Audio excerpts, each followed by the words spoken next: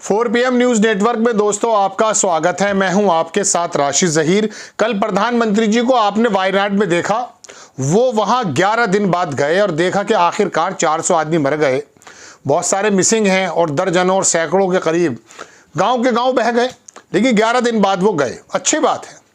राहुल गांधी भी गए थे वहां, उनका तो लोकसभा क्षेत्र है, अभी तक वो जीते थे वहां से, पिछली बार भी इस बार भी। आखिरकार मोदी जी वायनाड क्यों चले गए, ये कोई बड़ी खबर नहीं है। बात यह है कि जिस राहुल गांधी को मंदबुद्धि, बालक बुद्धि, पप्पू कहा जाता था, क्या अब उसकी दिखाई हुई, उसकी सुझाई हुई राजनीति को फॉलो करने लगे हैं प्रधानमंत्री जी? खाली वायनाड की बात भी नहीं है। वायनाड के अलावा मैंने आपको भी 4-6 दिन पहले कहा था कि राहुल गांधी ने संसद का रास्ता खोल दिया है। कभी उनसे कोई मिलने आ रहा है, कभी कोई आ रहा है, मतलब जो देश के अलग अलग शोबों के लोग हैं वो मिलने आने लगे हैं। यानी कि लोगों को पता चल गया है कि दरअसल हमारी आवाज़ वहाँ सुनी जाएगी और वो लोग आने लगे, राहुल गांधी मिलने लगे। हालांकि राहुल गांधी को अब मिलने के लिए बाहर आना पड़ रहा है, अंदर नहीं आने दिया जा रहा है। उसमें फिशरमैन थे, दुनिया भर के लोग थे। अब मोदी जी ने क्या काम किया, मोदी जी ने भी एक डेलीगेशन को बुलाया या आए, हालांकि वो सांसद थे, तमाम लोग थे, उनके सामने फ़ोटो खिंचाई और तमाम बताया कि आरक्षण पर क्या बात है, क्रीमी लेयर पर क्या बात है। मतलब SC और ST के बारे में अभी वो वैष्णव जो थे उनका बयान भी आया कि बाबा साहब के बनाए हुए, मतलब दो काम किए। एक तो राहुल गांधी के मुताबिक, उनके नज़रिए के मुताबिक, उनकी कार्यशैली के मुताबिक अब लोगों से मिलना जुलना, लोगों की बुनियादी परेशानियों को जानना, ये मोदी जी करने लगे हैं। दोनों बात मैं आपको बताता हूँ। वायनाड गए 11 दिन बाद,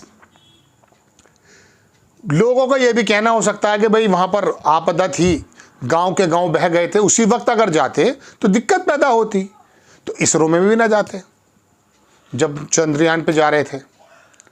मोरबी का पुल टूटा था, वहां भी दर्जनों लोग मारे गए थे, वहां भी ना जाते।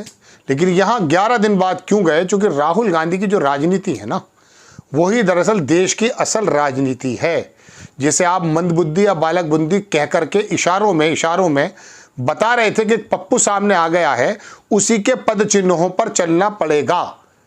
जब राहुल गांधी ने संसद के दरवाजे खोल दिए किसानों के लिए, कुली के लिए, वो तमाम लोगों के लिए कि आइए और अपनी परेशानी बताइए और मैं लेकर चलता हूं। जब लोग को पायलट पहुंचे वहां तो अश्वनी वैष्णव के यहाँ भी लेकर चले गए, उनकी परेशानियों का निदान करने का आश्वासन दिलवाया, तमाम चीज़ें रही हैं। हालांकि वो खुद गए थे वहाँ, तो कहने का अब वहाँ पर एक डेलीगेशन बुला लिया, वो भी तस्वीर में दिखाता हूँ आपको। उसके अंदर क्या हुआ, तमाम लोगों को इकट्ठा किया गया। अमित वैष्णव का बयान भी आया, ये देख लीजिए, आपकी स्क्रीन पर खबर है। ये सांसद है, इसमें ब्रजलाल भी दिखाई दे रहे हैं मुझे। वो SC और ST के जो सांसद हैं वो तमाम उनको बुला करके बताया कि नहीं, हमारा जो मामला है ना, बघेल साहब भी हैं शायद, हाँ वो आगरे से जीतते जो हैं वो भी हैं, SP बघेल। तो इसमें 2 काम हो गए, एक तो राहुल गांधी के पद चिन्हों पर चलना, और दूसरी बात देश के अंदर जो दलितों में, कमज़ोर लोगों में ये वाली बात आ गई थी कि साफ संविधान ख़त्म करने पर तुले हुए हैं और इनके पिछले कारनामे भी कुछ इसी प्रकार के हैं, उससे जो झटका मिला उस झटकों को भी दूर किया जाएगा। तो दोस्तों बात यह है कि 2 खबरें, हालांकि मुझे ये खबर पूरी आपको अलग तरह से बतानी चाहिए कि सुप्रीम कोर्ट ने क्या कहा है SC ST के बारे में, लेकिन मैं तो सिर्फ आपको ये बताने के लिए हाजिर हुआ कि राहुल गांधी के पद चिन्हों पर, उसकी सुझाई हुई, उसकी बनाई हुई राजनीति पर आपको उतरना पड़ेगा। हिंदू मुस्लिम शमशान और कब्रिस्तान की बात से अब आपको आना पड़ेगा देश के असल मुद्दों पर। आपको वायनाड भी जाना पड़ेगा, आपको हर जगह जाना पड़ेगा और लोगों को बुलाना भी पड़ेगा, क्योंकि राहुल गांधी मैनिफेस्टो के जरिए अपने जो भी उनके राजनीति के अहम सिद्धांत हैं, उनके जरिए दरअसल यही बताया जा रहा है कि देश का असल राजा कौन है। उसे आप लाइन के सबसे आखिरी कोने पर नहीं लगा सकते, उसे लाइनों में खड़ा करके ये नहीं महसूस करा सकते कि 5 किलो चावल देके हम ईश्वर बन गए हैं। आपको उसे बराबर में बैठाना पड़ेगा। राहुल गांधी की तरह मोची की दुकान पर जाकर जूतों को सिलना पड़ेगा, जूता इन द सेंस उसके जख्मों को सिलना पड़ेगा, उसकी परेशानियों को दूर करना पड़ेगा। तो राहुल गांधी ने एक ऐसा काम कर दिखाया दोस्तों, और विपक्ष की राजनीति भी चल रही है। अब कमज़ोरों की जो बात चल रही है उसके ऊपर राहुल, अगर मोदी जी आ गए हैं, मोदी जी ने भी डेलीगेशन बुलाना शुरू कर दिया है, वायनाड जाकर के लोगों की आपदा के बारे में जानने की कोशिश कर रहे हैं, इसका मतलब यही है कि दरअसल देश की राजनीति किस तरफ है कि प्रधानमंत्री को भी अपनी हिंदुत्व वाली राजनीति को छोड़कर राहुल गांधी के पद चिन्हों पर आना पड़ेगा।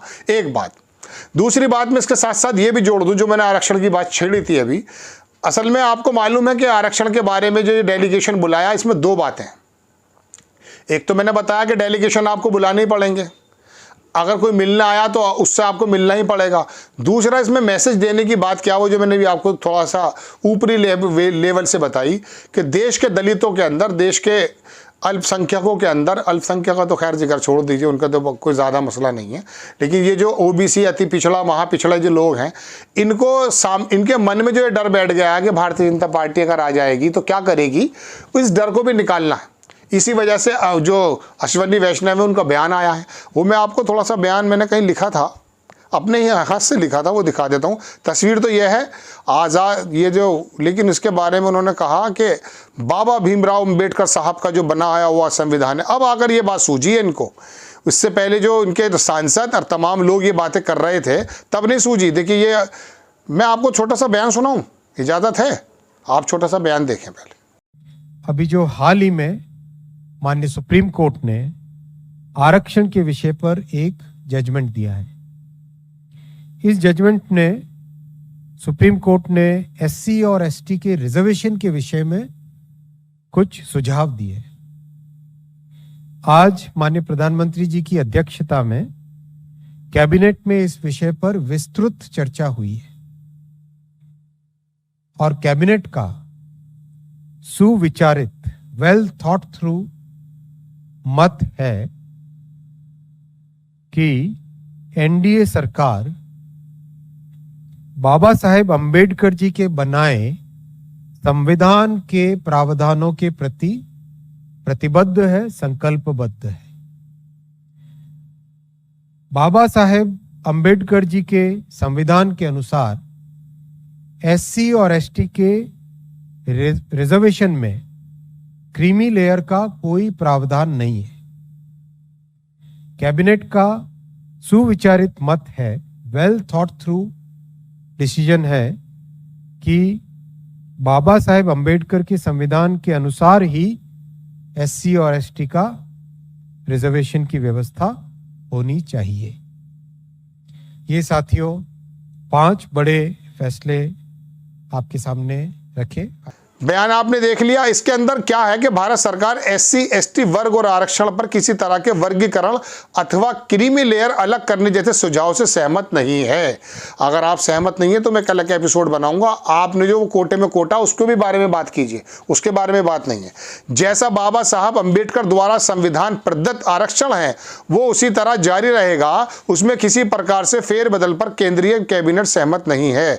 सुप्रीम कोर्ट ने आरक्षण के वर्गीकरण और क्रीमी लेयर को अलग करने संबंधी आदेश दिया था, कैबिनेट इस सुझाव से सहमत नहीं है। ठीक है, तो ये बात क्या है, ये तमाम उस वर्ग को दोबारा से साधना है, क्योंकि उत्तर प्रदेश में, महाराष्ट्र में, हरियाणा में, झारखंड में भी इलेक्शन है और देश का जो 25% तबका है वो कौन है, वो 75% 85% कौन है, वो यही कमज़ोर ताल्लुक से, कमज़ोर समुदाय से आते हैं। तो दोस्तों अब राहुल गांधी की बनाई हुई, सुझाई गई, सेट की गई राजनीति पर मोदी जी को उतरना पड़ा और बाकी नेता भी उतर आए, वो ज़्यादा बेहतर है। आपको खबर कैसी लगी अपनी राय कमेंट्स बॉक्स में ज़रूर दीजिए। चैनल को सब्सक्राइब कीजिए, शेयर कीजिए। नेक्स्ट टाइम मैं किसी खबर के साथ हाजिर होता हूँ। जय हिंद।